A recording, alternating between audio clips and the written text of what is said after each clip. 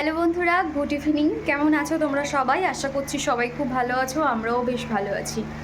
একটু আগেই মানে স্কুল থেকে ফিরতে ফিরতে ধরো ওই 1:30-2টোর মতন বেজে যায়। তারপর এসে ওকে খাইয়ে দাইয়ে ও খেলা করছিল আর আমি ঘুমিয়ে পড়েছি।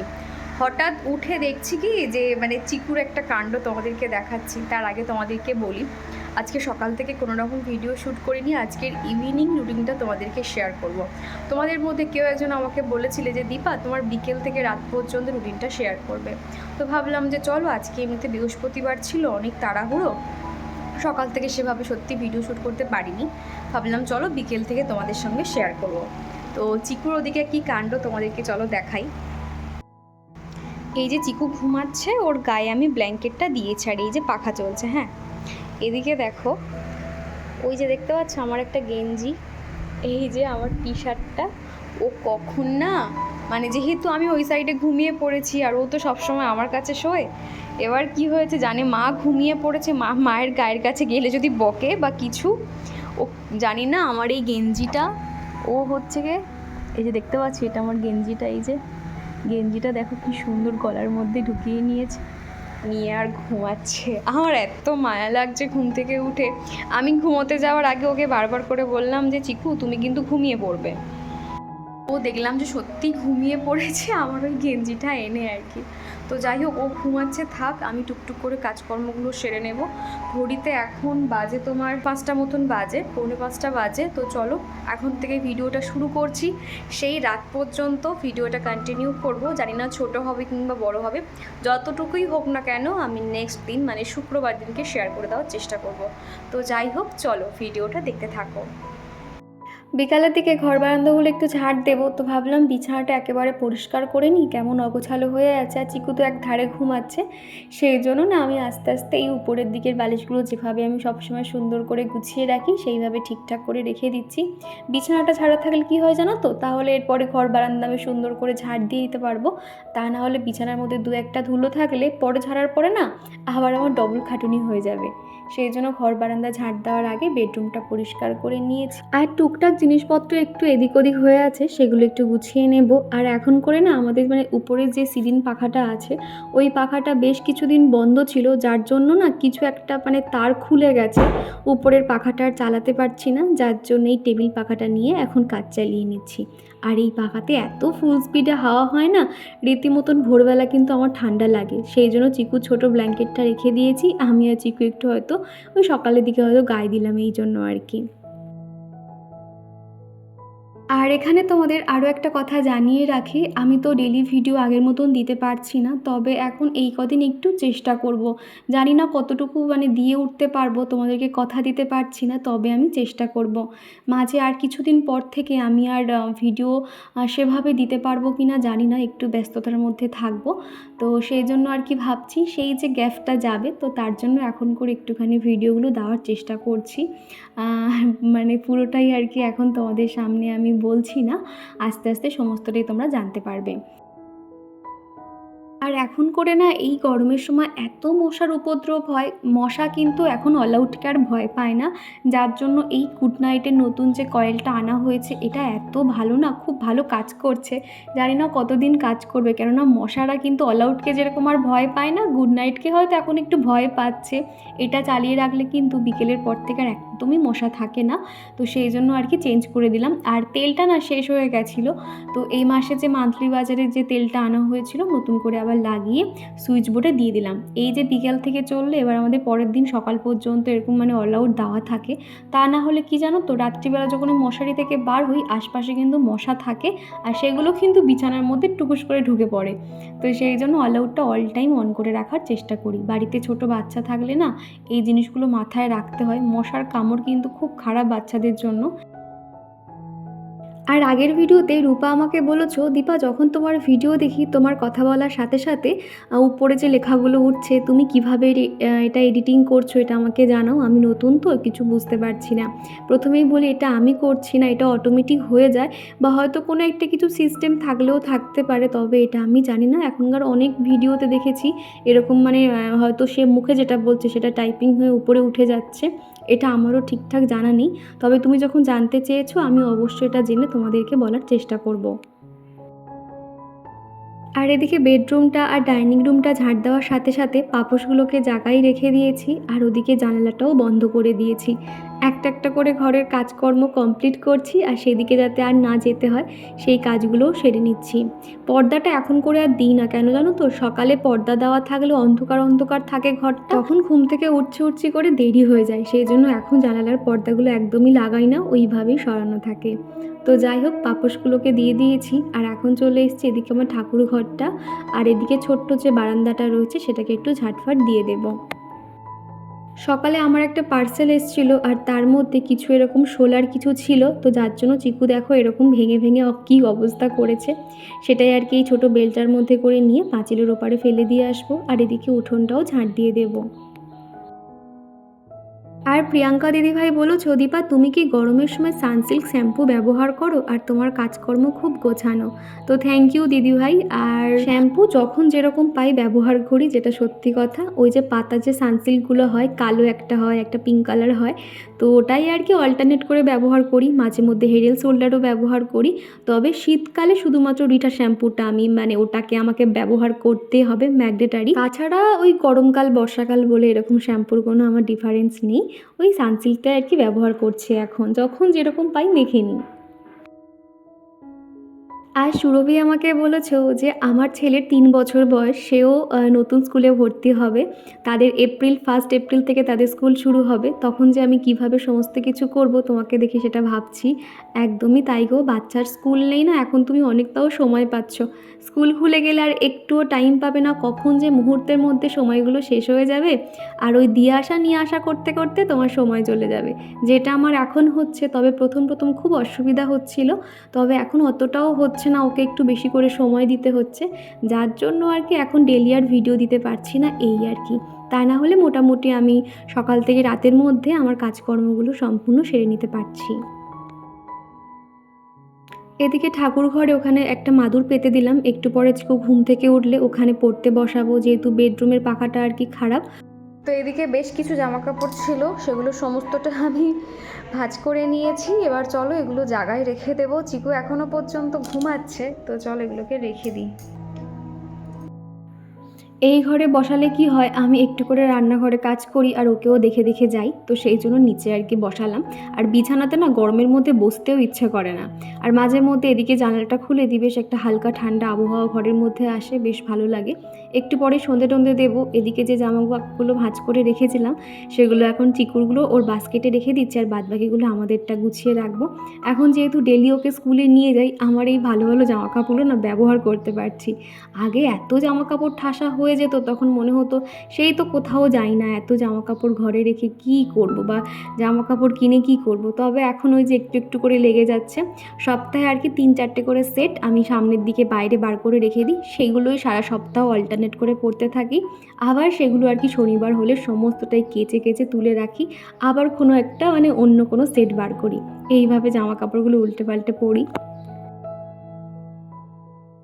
বন্তি পাখি আইডি থেকে দিদিভাই আমাকে বলেছো, দীপা তোমাকে ফেস প্যাকটা লাগিয়ে সেই লাগছে, তোমার ভিডিও সব সময় দেখি, ভেবো না যে তোমার ভিডিও দেখি না, তোমার ভিডিও দেখতে আমার ভীষণ ভালো লাগে, তোমাকেও খুব ভালো লাগে কেন জানি না। আমি শুরু থেকেই তোমার পাশে আছি এবং থাকবো। আমাকে কি তোমার মনে আছে? হ্যাঁ দিদিভাই, একদম মনে আছে, তোমাকে কি ভোলা যায়? তুমি যে এত সুন্দর সুন্দর কমেন্ট করো, আমি অনেক মোটিভেট হই গো। আর অবন্তী আমাকে কমেন্ট করে জানিয়েছো, হাই দি কেমন আছো, অনেক দিন পর তোমার ভিডিও দেখছি, আমাকে ক্ষমা করে দিও, আর তোমার ভিডিওতে আমার নামটা নিও প্লিজ প্লিজ দিদিভাই, অপেক্ষায় থাকলাম। এখানে ক্ষমা চাওয়ার কোনো প্রশ্নই ওঠে না, সবাই তো ব্যস্ত থাকে, তবে এই যে তুমি সময় করেছো তাও দেখেছো, এটাই আমার কাছে অনেক বড়। আর হ্যাঁ, আমি তো তোমাদের নাম বলতে পারলে আমারও ভীষণ ভালো লাগে। তো এই যে তুমি তোমার নামটা নিতে বলেছিলে, এই যে বলে দিলাম। আর এদিকে আজকেকার জামা কাপড়গুলো এইদিকে মেলে দিয়েছিলাম, আমার খেয়ালই নেই যেগুলোকে রোদে দিতে হবে। তারপর সন্ধেবেলা খেয়াল পড়লো যে কী ব্যাপার, এত কম কম জামা কাপড় লাগছে কেন। তারপর দেখলাম এদিকে জামা কাপড়গুলো রয়েছে। মাঝে মধ্যে যখন ভেজা জামা কাপড় থাকে এখানটায় সারা রাত রেখে দিই, আর সকাল হলে আর কি রোদ ফোদ লাগে। তো তবে আজকে ভাবলাম যে না, এগুলো তুলে নিই, সকালবেলা আর কি সামনের দিকে কিংবা জানালাতে দিয়ে দেবো, তাহলে শুকিয়ে যাবে। আর অঙ্কিতা দাস আমাকে বলেছো বিটরুট পাউডারটা কত দাম নিয়েছে। ওটা এলফ গুডনেসের, ওটার প্যাকেটের দাম নিয়েছে মাত্র 10 টাকা। তুমি যে কোনো কসমেটিক্স দোকানে গিয়ে খোঁজ করবে, দেখবে 10 টাকার প্যাকেট কিন্তু অনেকটা করেই থাকে। তো তুমি মোটামুটি দোকানে গিয়ে খোঁজ করলেই পেয়ে যাবে। আগের দিনকে দেখেছিলে মান্থলি বাজারগুলো আমি প্রত্যেকটা গুছিয়ে নিয়েছিলাম, তবে কন্টেনারগুলো আমার আর রিফিল করা হয়নি। তো এখন ভাবলাম সন্ধ্যের দিকে একটু সময় পেয়েছি, এই কাজগুলো করে নিই, একটু পরে আবার সন্ধে লেগে যাবে, তার উপরে বৃহস্পতিবার পুজো করতে হবে। তো তার জন্য এই কাজগুলো এখন একটু গুছিয়ে নিচ্ছি। আজকে কোনো রকম প্ল্যানিং ছিল না যে আমি আজকের কন্টেনারগুলো পরিষ্কার করব। তোমাদেরকে বলছিলাম না রান্নাঘরটা একদিন ডিপ ক্লিন করতে হবে, তো তবে সেটা আর সময় হয়ে উঠছিল না। আজকে হঠাৎ করে যখন এই জিনিসপত্রগুলো রিফিল করছিলাম, মনে হচ্ছে যে না, কন্টেনারগুলো অনেকটা তেল চিটচিটে হয়ে গেছে, এগুলোকে পরিষ্কার করি। সামান্য জল ফুটিয়ে নিয়েছি, তার মধ্যে না একটুখানি ভিম লিকুইড দিয়ে একটা লিকুইড বানিয়ে নিয়েছি, সেটা দিয়ে প্রত্যেকটা কন্টেনার আর কি পরিষ্কার করে নিয়েছি। যখন যেটা মাথায় আসে চটপট আমি করে নিই, তা না হলে না দেখেছি ওই যে যদি আমি 10 দিন আগে থেকে প্ল্যানিং করে থাকি সেগুলো ঠিকঠাক হয় না। যখন যেটা মনে হবে বা একটু যখন সময় পাই না, সেই কাজগুলো ঝটপট আমি করে নিতে থাকি। তোমরা দেখেছো আমার ঠাকুর ঘরে ছোট্ট একটা ভান্ডার থাকে, চিকুরও কিন্তু এখন করে দেখছি ওই ভান্ডারে টাকা ফেলার ভীষণ ইচ্ছে। ও যখনই হাতে না এরকম খুচো পয়সা পায়, ও কিন্তু ওই ভান্ডারের মধ্যে ফেলতে চায়। বাচ্চাদের মধ্যে না এই ছোট ছোট জিনিসগুলো কিন্তু যখন ওদের যে হয়তো শেখার আগ্রহ দেখাচ্ছে, তখন কিন্তু মা বাবারও উচিত সেই জিনিসটার প্রতি ফোকাস করা। চিকুকেও না ছোট্ট একটা আমার একটা পার্স ছিল, ওকে দিয়েছি, সেখানেও এখন করে না একটু টাকা জমায়, মাঝে মধ্যে ব্যাগটা গিয়ে খুলে দেখে। ও কিন্তু বোঝে না যে এটা এটা কত টাকা বা কিছু, তার মধ্যে যে টাকা রাখতে হয়, ও যেহেতু আমার ব্যাগে দেখে কিংবা চিকুর পাপার ব্যাগে দেখে যেরকম টাকা রাখতে হয়, ও কিন্তু রাখছে। এই যে ছোট ছোট সেভিংসগুলো না বাচ্চাদের ছোট থেকে যদি ওদের মাথায় আমরা ঢোকাতে পারি, তাহলে দেখবে ওরা যে ওই টাকা অপচয় করা বা টাকার যে মূল্য না দেওয়া, সেই জিনিসটা কিন্তু ওদের মধ্যে হয় না। ওরা ছোট থেকেই কিন্তু একটা হিসেবি একটা মাইন্ড সেট হয়ে যায়, এবং সেটা যখন ওরা বড় হবে না, তখন ওরা নিজেরাই বুঝতে পারবে যে এই বিষয়টা কী, যে হ্যাঁ টাকা সঞ্চয় করা কতটা দরকার। আমার মাসিক বাজারে আমি A to Z তুলি এই কারণে, কেননা আগের থেকে এখন আমরা বাইরের খাওয়া দাওয়া অনেকটাই কমিয়ে দিয়েছি। যখন যেটা খেতে ইচ্ছে করে নিজে হয়তো সেটা বাড়িতে বানালাম, কি জানো তো, আমরা বাইরে ঘাটে বার হলেই কিন্তু আমাদের অনেক টাকা পয়সা এক্সট্রাই খরচ হয়ে যায়, যেটা আমরা কিন্তু মানে প্ল্যানিং করে যাই না, কিন্তু সেটা আলটিমেট খরচই হয়ে যায়। সেই জন্য মনে হয় সংসারে এই সমস্ত এক্সট্রা খরচগুলো এড়ানোর জন্য আমাদের যখন তখন ইচ্ছে হলো রেস্টুরেন্ট না গিয়ে, সেটা যদি আমরা মাসে একবার যাই কিংবা মাসে দুবার যাই, তাহলে কিন্তু আমাদের মনের ইচ্ছাটাও পূরণ হয়, আর সংসারে যে এক্সট্রা টাকাটা সেটা কিন্তু খরচ হয় না। এরকম যে কোনো ক্ষেত্রে হতে পারে, হয়তো শপিং করা বলো কিংবা কোনো জিনিসপত্র কোনো মেলায় গিয়ে কেনা টেনা বলো, সেক্ষেত্রে বলবো এরকম আর কি একটা বাজেট করে নেওয়া উচিত কোথাও যাওয়ার আগে, যে হ্যাঁ আমি এত টাকার মধ্যে খরচ করব। আমার মনে হয় সব কিছুর মূলে বাজেট। তোমার বাজেট যেমন থাকবে, তুমি সেই মাফিক বাজার করলে কিন্তু তোমার টাকা তো এক্সট্রা খরচ হবে না, উল্টে তোমার একটা ধারণা তৈরি হবে যে হ্যাঁ এই টাকার মধ্যে এত কিছু হতে পারে। এছাড়া আরও একটা কাজ করা যায়, যখন দেখবে আমার বাচ্চাদেরকে স্কুলে দিয়ে আসি নিয়ে আসি, তখন একটা টাকার তো ব্যাপার থাকে, তাই না? তো সেই টাকাটা থেকে মাত্র 10 টাকা যদি আমরা প্রত্যেক দিন অন্তত গুছিয়ে রাখতে পারি বা অন্য আলাদা কোনো জায়গায় রাখতে পারি, যে এমন জায়গায় রাখতে হবে যাতে আমরা সহজে সেখান থেকে বার না করতে পারি। যেমন ধর সেটা ভান্ডারও হতে পারে কিংবা পার্সও হতে পারে। এতে কী হবে, ওই টাকাটার মতো জমতে থাকবে আর আমাদের মাথায়ও থাকবে না। কিন্তু যখন তুমি ওই টাকাটা নিয়ে ভাবতে যাবে যে হ্যাঁ ওখানে অনেক টাকা আছে, তখন দেখবে আমাদের মাইন্ডের মধ্যে এটা ঘুরতে থাকবে যে চলো এটা কেনাই যায়, এখন অনেক তো টাকা হয়ে গেছে, এই জিনিসটা কিন্তু মাথার মধ্যে চলতে থাকে দেখবে। তো সেই জন্য বলবো মোটামুটি 2 থেকে 3টে করে পার্টস রাখো, সে টাকা অল্প থাকুক আর যাই থাকুক। এতে কি হবে জানো তো, আমাদের মনে হবে যে না পার্সে বেশি পয়সা নেই, বেশি খরচ করা যাবে না, যতটুকু দরকার ততটুকু করা যায়, এই রকম একটা মাইন্ড অলরেডি দেখবে সেট হয়ে যাবে, যেটা আমি আমার দিক থেকে উপলব্ধি করেছি বলে তোমাদের সঙ্গে শেয়ার করছি। জানি না কতটা তোমাদেরকে বুঝিয়ে বলতে পারলাম, যদি কারোর হেল্পফুল হয়ে থাকে অবশ্যই আমাকে কমেন্ট করে জানাবে। তো যাই হোক, এদিকে দেখতে পাচ্ছ কন্টেনারগুলো প্রত্যেকটাই রিফিল করে নিয়েছি। মাঝে মধ্যে চিকেনের যে কোনো রেসিপি বানাতে গেলে এই চারমগজটা দেখছি খুব বেশি ব্যবহার হয়, সেই জন্য এই মাসেই না চারমগজটা আনিয়ে নিয়েছি। জানি না এটা কত দাম নিয়েছে, তবে বেশ অল্প মতনই আনিয়েছি। তো ভাবছি যে চিকেনের একটা রেসিপি বানাবো, যার জন্য চারমগজটা লাগতো, তো সেই জন্য আর কি এটা খানিকটা আনিয়ে নিয়েছি। বিশেষ করে ওই যখন আমরা চিকেন চাপ বানাই তখন কিন্তু খুব চারমগজটা লাগে, তো সেই জন্য আর কি অল্প করে আনিয়ে নিয়েছি। আর এই যে ছোট ছোট যে কন্টেনারগুলো দেখতে পাচ্ছ এর মধ্যে করে রেখে দিই, এত কিউট। আমি যখন থেকে রান্নাঘরে এই কন্টেনারগুলো ব্যবহার করছি বিগত 3.5-4 বছর তো হয়েই গেল। আমার কত বন্ধু যে এই কন্টেনারটার লিঙ্ক চেয়েছে, কতজন যে জিজ্ঞাসা করেছে দীপা তুমি এগুলো কোথা দিয়ে কিনেছো। বিশ্বাস করো আমি যখন কিনেছিলাম তখন এটা আমি অনলাইনে দেখেছিলাম আর কি, তখন নিয়েছিলাম। তবে এখন আমি যখনই খুঁজতে যাই এরকমটা কিন্তু তোমরা কেউ পাবে না, দেখবে এরকম ধরনের পাবে, অন্য কালার পাবে, সেটা হচ্ছে কি স্কাই কালার হতে পারে, ব্ল্যাক কালার হতে পারে, কিন্তু হোয়াইট কালারটা আর একদমই পাওয়া যাচ্ছে না। আমি যদি কখনো লিঙ্ক পেয়ে থাকি অবশ্যই কমিউনিটি পোস্টে দিয়ে দেব। তবে এই যে এইগুলো ভীষণ কিউট কিন্তু, আর এরকম ট্রান্সপারেন্ট হওয়ার জন্য ভিতরে কি আছে কিন্তু দেখা যায়, বেশ ভালো লাগে কিন্তু।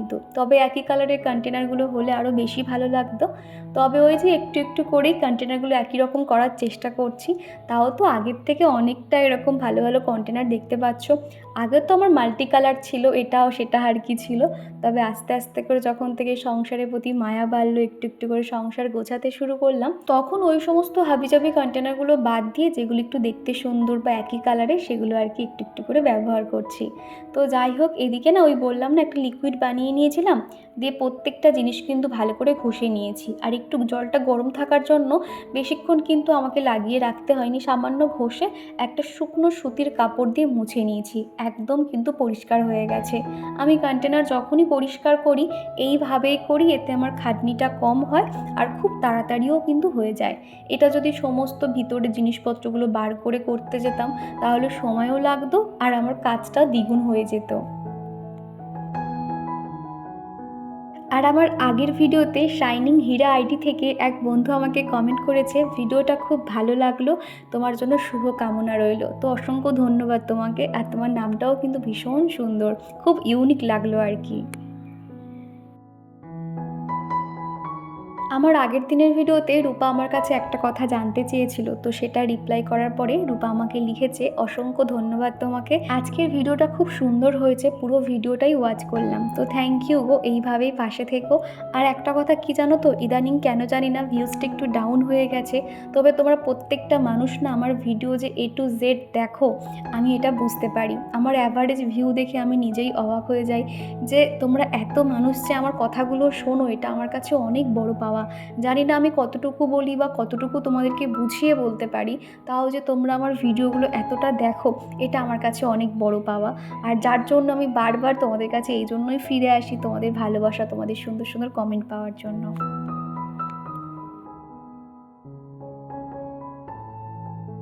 আর এদিকে কন্টেনারগুলো প্রত্যেকটা পরিষ্কার করার পরে এত ভালো লাগছিল, সেগুলো এখন সুন্দর করে গুছিয়ে রাখছি। এই সেলফটার এখানে না বেশ অনেক কিন্তু জিনিসপত্র রাখতে পারি, আর এরকম সাজিয়ে রাখার পর না দেখতেও কিন্তু বেশ ভালো লাগে। আর আমার এই কন্টেনারগুলো না খুব একটা কিন্তু ময়লা হতো না।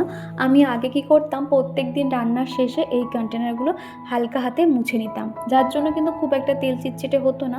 তবে বিগত 1-2 মাস হয়ে গেল রান্নার পরে না হাতে অত তো সময় থাকে না, সকালে তাড়াহুড়ো করে রান্না করতে হয়, জিকুকে পড়তে বসাই, এইগুলো আর না পরিষ্কার করতে পারছিলাম না, যার জন্য একটু তেল চিটচিটে হয়ে গেছিলো। তবে এখন এই যে পরিষ্কার হয়ে গেছে, এবার ওই যে রান্নার পরই প্রত্যেক দিনই হালকা হাতে পরিষ্কার করে নেব, তাহলে অতটাও নোংরা হবে না। এখনও দুটো কিন্তু র্যাক বাকি আছে আমার সেলফে, দেখবে ওগুলো একদিনকে সময় করে করে আর কি পরিষ্কার করে নেব।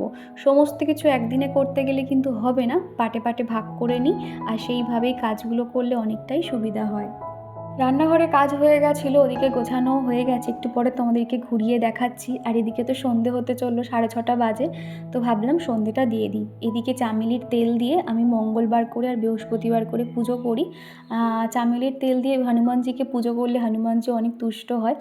আর তোমাদের মধ্যে কেউ একজন জিজ্ঞাসা করেছিলে যে দীপা এই চামেলির তেল কোথায় পাওয়া যায়, সম্ভবত স্বর্ণালী আমাকে জিজ্ঞাসা করেছিলে। এটা তোমরা নর্মালি ওই যেখানে ওই ঠাকুরের জিনিসপত্র পাওয়া যায় ওই সমস্ত দোকানে তোমরা এগুলো পেয়ে বেরিয়ে যাবে।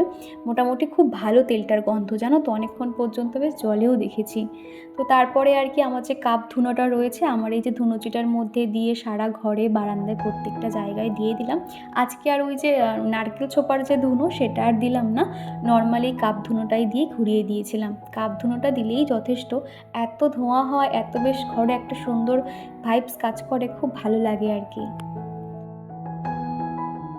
আর রেহেনা দিদিভাই বলেছো তুমি খুব সুন্দর করে কম খরচের মধ্যে বাজারগুলো করো এবং সুন্দর করে গুছিয়ে নিলে, খুব ভালো লাগলো। তো থ্যাংক ইউ দিদিভাই, এইভাবেই পাশে থেকো। এদিকটা দেখো, কন্টেনারগুলো গুছিয়ে নেওয়ার পরে দেখতে কি সুন্দর লাগছে না? এইরকম প্রত্যেকটা জিনিস রিফিল করা থাকলে আমার ভীষণ ভালো লাগে। আর রান্নাঘরে কিন্তু মেয়েদের বেশি সময় লেগে যায় দেখবে, তবে রান্নাঘরটা সবসময় এরকম গোছানো পরিপাটি থাকলে দেখতে আরও বেশি ভালো লাগে। তবে ইচ্ছে তো করে রান্নাঘরটাকে আরও সুন্দর লাইট দিয়ে ডেকোরেশন করতে, তবে সেটা তো হয়ে ওঠে না। যখন যেখানে যতটুকু করতে পারি সেই দিয়ে আর কি আমার মনের ইচ্ছাটা পূরণ করে থাকি। তবে যখন ভগবান দিন দেবে, আমি আমার রান্নাঘরটাকে মনের মতন করে সাজাবো, আর তোমরা পাশে থাকলে তোমরা সমস্তটাই কিন্তু দেখতে পারবে। আর তারপরে কিন্তু সন্ধেবেলা চিকুকে পড়তে বসানোর সমস্তটাই করেছিলাম। তবে আজকের ভিডিওটা এই পর্যন্ত রাখছি। ভিডিওর কোনো অংশ ভালো লেগে থাকলে প্লিজ লাইক করে দিও।